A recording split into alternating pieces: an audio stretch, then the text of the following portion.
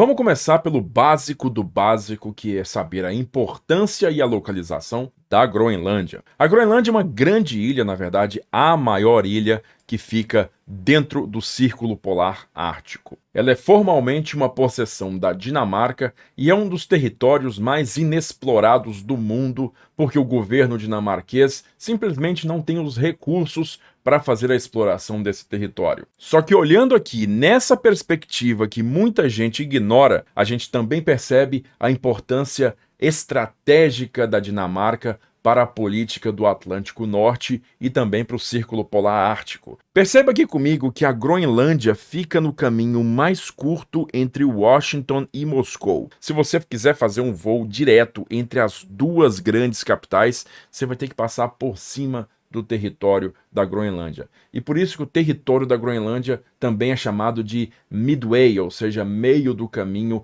entre as duas grandes potências, e foi assim considerado durante toda a Guerra Fria. Voltando um pouquinho na história, a Groenlândia foi encontrada há cerca de 1000 anos no passado, quando as primeiras navegações vikings partiram da Escandinávia e foram rumo ao oeste, chegando primeiro à Islândia, depois à Groenlândia e por fim se estabelecendo aqui na América do Norte, onde as colônias inauguradas por Leif Erikson foram estabelecidas perto ali do ano 1000 da Era Cristã. No ano de 1261, essas colônias na Groenlândia formalmente se submeteram à soberania da Noruega. Só que em 1537, num lance parecido com o que aconteceu com Espanha e Portugal na União Ibérica, a Noruega e a Dinamarca também entraram numa união que ficou conhecida como Dinamarca-Noruega. E esse arranjo geopolítico permaneceu ativo pelos próximos 300 anos, até o comecinho do século XIX, quando em 1814, através de um tratado, os dois países acabaram sendo separados e todas as possessões ultramarinas, todas as colônias, acabaram sendo cedidas pela Noruega para a Dinamarca. Nessa época aí, quase não havia ninguém morando na própria Groenlândia, e foi somente a partir da década de 1880 que a pequenina Dinamarca começou a fazer seus esforços para recolonizar a Groenlândia. Só que antes disso aí, algumas outras coisas bem importantes aconteceram. A primeira delas em 1823, quando o presidente dos Estados Unidos, James Monroe, impôs a Doutrina Monroe, que especificamente estipulava o impedimento da expansão de novos postos europeus, novas colônias europeias dentro do continente americano. E na década de 1870, a expedição Polaris, uma expedição científica norte-americana, acabou chegando bem próximo do Ártico aqui, e quando viu que o norte da Groenlândia era basicamente um território inabitado, acabou clamando para si a soberania do norte da ilha. Em 1867, o mesmo ano que os Estados Unidos fizeram a compra do Alasca junto ao Império Russo, o fato da Groenlândia estar basicamente desabitada fez com que a Casa Branca iniciasse estudos para a compra da ilha. E muito embora esses estudos tivessem indicado que essa compra realmente beneficiaria os Estados Unidos na forma da construção de uma plataforma de defesa continental, nenhuma proposta real foi feita ao governo dinamarquês naquele período. Em 1910, de novo, o governo norte-americano pensou em fazer uma proposta de compra para a Dinamarca, desta vez trocando porções das Filipinas com Copenhagen pela soberania da ilha, para que os dinamarqueses por si trocassem essas porções das Filipinas com os alemães pelo retorno do norte da província de Schleswig-Holstein. Mas, mais uma vez, essas negociações não deram em nada. Agora segue aqui comigo, porque o que vai acontecer agora é muito importante para esse cenário atual. E não vai acontecer aqui no Ártico, não. Na verdade, vai acontecer em águas bem mais quentes aqui no Caribe, onde a gente está vendo esse território aqui, hoje chamado de Ilhas Virgens Americanas. Existia, na verdade, um território ultramarino dinamarquês chamado de Índias Ocidentais Dinamarquesas. Então, até o começo do século XX, a posse dessas três grandes ilhas aqui era da própria Dinamarca, uma colônia estabelecida estabelecida mais de 200 anos antes e que já há 100 anos vinha dando muito prejuízo porque internamente não foi possível substituir a força de trabalho escrava que acabou sendo abolida em 1848. Então essas 3 ilhas aqui muito mais sugavam do que rendiam para Copenhagen no começo do século XX. Os norte-americanos então fizeram uma proposta de compra das Índias Ocidentais dinamarquesas num processo que foi concluído em 1917, quando os Estados Unidos pagaram a importância de 25 milhões de dólares pelo arquipélago, mais um requisito feito pela Dinamarca, que foi o reconhecimento de soberania dinamarquesa sobre a Groenlândia. Então, para você que estava se perguntando aí, sim, existe um precedente histórico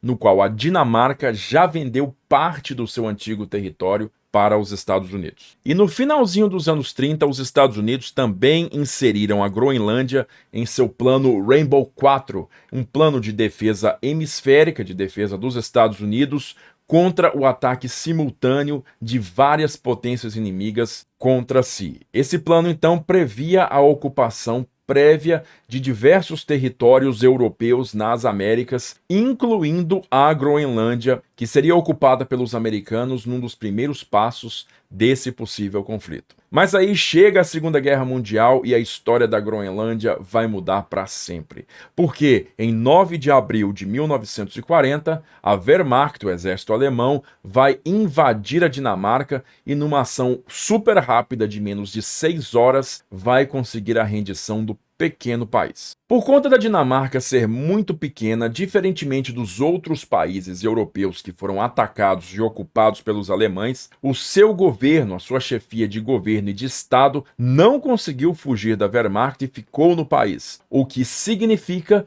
que não havia um governo dinamarquês no exílio, assim como existiu com a França, Noruega, Bélgica, Holanda e outros. Nesse cenário aí, o embaixador dinamarquês nos Estados Unidos, o Henrik Kaufmann, esse cara da foto aqui, negociou de forma unilateral com a Casa Branca um tratado para que os Estados Unidos ocupassem militarmente a Groenlândia para impedir que os alemães usassem a ilha durante a guerra. Esse tratado que o Kaufmann assinou com os Estados Unidos foi considerado ilegal pelo governo dinamarquês, que estava sob ocupação alemã na época, e ele também não tinha uma data de conclusão. Pelos termos concordados, os americanos poderiam ficar lá eternamente se quisessem. Isso fez com que, mesmo antes dos americanos entrarem formalmente na guerra, após o ataque a Pearl Harbor em dezembro de 41, eles já tivessem estabelecido suas bases militares na Groenlândia cerca de 6 meses antes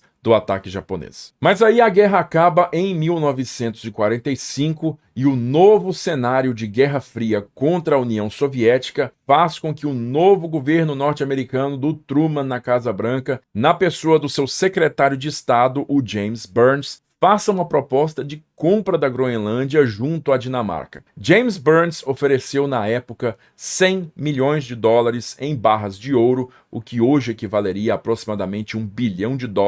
pela soberania da ilha, que foi prontamente recusada pelos representantes do governo dinamarquês. A Dinamarca, inclusive, queria iniciar negociações para que os americanos se retirassem da Groenlândia, mas o crescimento do poderio militar soviético e a formação da OTAN em 1949, da qual a Dinamarca é signatária fundadora, fez com que essa saída dos Estados Unidos se tornasse bastante inviável. E aí, em 27 de abril de 1951, os dois países assinaram o Tratado de Defesa da Groenlândia. O Tratado de 1951 estabelece na Groenlândia as chamadas áreas de defesa, que são áreas que o governo dos Estados Unidos considera de extrema importância para a defesa do seu próprio território e também dos territórios da OTAN no Ártico. E dentro dessas áreas de defesa, os Estados Unidos têm completa autonomia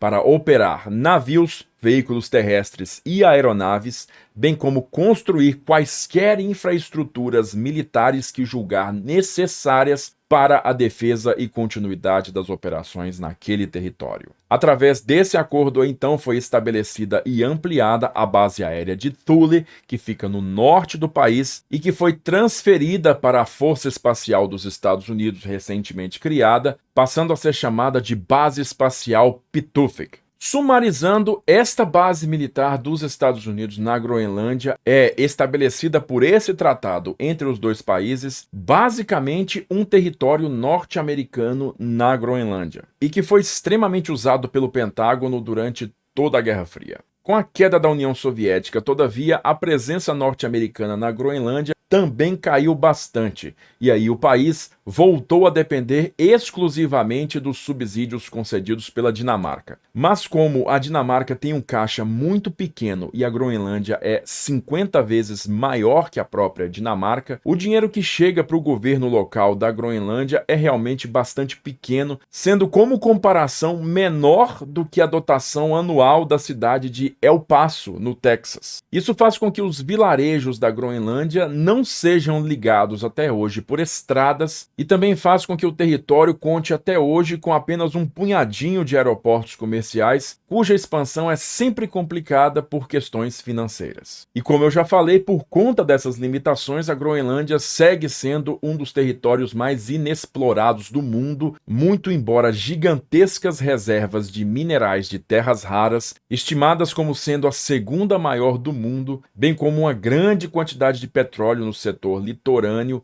já tenha sido prospectado. A coisa começa a reaquecer em 2007, quando a Casa Branca diz que a independência da Groenlândia é um fato inevitável para o futuro próximo. A Groenlândia hoje é considerada um território bastante independente, autônomo da Dinamarca, e o próprio governo de Copenhagen diz que uma eventual independência da Groenlândia é uma questão a ser definida por seus próprios cidadãos e pelo parlamento da Groenlândia. Por sua vez, os americanos consideram que esse abandono da Groenlândia configura um grande risco de segurança a seu próprio país, visto que a ilha tem 44 mil quilômetros quadrados que estão basicamente sem nenhuma vigilância, e diversas embarcações de outras nações já foram vistas utilizando águas territoriais para diversos fins comerciais ou mais escusos. Para você ter uma ideia, o Comando Ártico das Forças Armadas da Dinamarca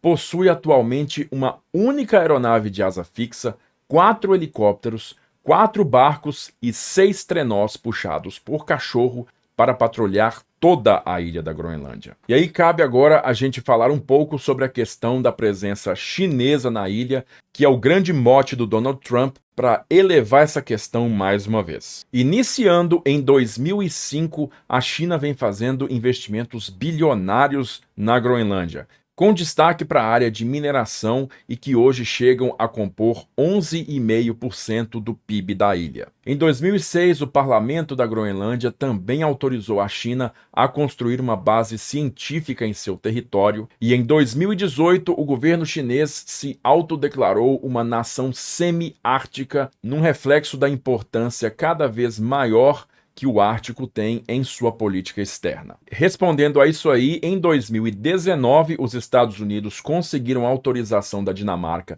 para abrir um consulado na Groenlândia, e naquele mesmo ano o presidente Donald Trump iniciou estudos para uma nova proposta de compra da Groenlândia junto à Dinamarca. Esses estudos, que inclusive contavam com o apoio de diversos senadores norte-americanos, não resultaram numa proposta formal de compra, que aliás foi avaliada em cerca de 500 bilhões de dólares depois da descoberta das reservas minerais na ilha, mas a mera hipótese já foi encarada como ridícula e impensável pelo governo dinamarquês e também pelo próprio parlamento da Groenlândia. Os dinamarqueses inclusive citam que, diferentemente das Índias Ocidentais dinamarquesas no Caribe, a Groenlândia carrega toda uma herança cultural viking que associa o território ao ethos da Dinamarca, constituindo assim uma parte inalienável de sua nação e que, mais uma vez, só poderia ser separada por decisão dos seus próprios habitantes. Por outro lado, na mesma época, a primeira-ministra da Dinamarca disse que receberia de bom grado o aumento da presença militar norte-americana na ilha, visto que a própria Dinamarca tem dificuldades sérias em ampliar seu próprio orçamento de defesa para guarnecer a Groenlândia. Com a reeleição de Donald Trump para a Casa Branca em 2024 e o início do seu novo mandato a partir de 20 de janeiro de 2025, a gente pode esperar uma nova rodada e um reaquecimento de toda essa questão. E enquanto uma proposta de compra da ilha seja altamente rejeitada pelos povos da Dinamarca e da própria Groenlândia, talvez a Casa Branca persiga esse objetivo através de outros meios. Um desses meios é insuflar o movimento de independência da Groenlândia para que o país se separe por completo da Dinamarca e possa vir a cair na rede de influência norte-americana, assim como Porto Rico hoje se encontra. Uma outra alternativa é que Donald Trump possa pressionar a Dinamarca a gastar os 2% do PIB em defesa, que é uma meta estabelecida, mas não cumprida pelos membros europeus da OTAN. Caso a Dinamarca queira se manter fora dessas obrigações, então ela entregaria a soberania da Groenlândia para os Estados Unidos. Bom, esses são apenas alguns cenários do que eventualmente pode acontecer nesta questão da crise da Groenlândia motivada pelas falas de Donald Trump.